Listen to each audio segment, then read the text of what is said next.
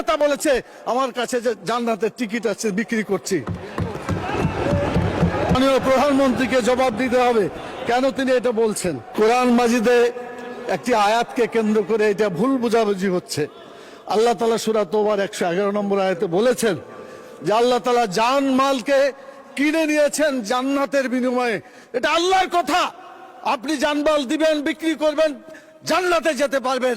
জানমাল আল্লাহর পথে দিবেন না, আপনার কপালে জান্নাত হবে না। এটা আল্লাহর কথা, এটা মানুষের কথা না। আমি চ্যালেঞ্জ দিলাম, জামাতে ইসলামের কোন নেতা বলেছে আমার কাছে যে জান্নাতের টিকিট আছে বিক্রি করছি? মাননীয় প্রধানমন্ত্রীকে জবাব দিতে হবে কেন তিনি এটা বলছেন।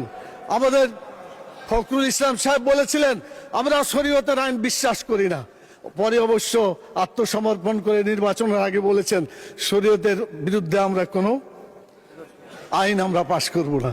তো ধন্যবাদ ওনাকে, অন্তত তওবা করে ফিরে এসেছেন। আমরা আল্লাহর আইন চাই, আপনারা আল্লাহর আইনের বিরোধিতা করবেন না বলেছেন। অতএব আসুন বাংলাদেশে মানুষের আইনের কবর রচনা করে কোরআনের আইন প্রতিষ্ঠা করি। রব্বুল আলামিন আল্লাহ তাআলা আমাদেরকে সে তৌফিক দান করুন।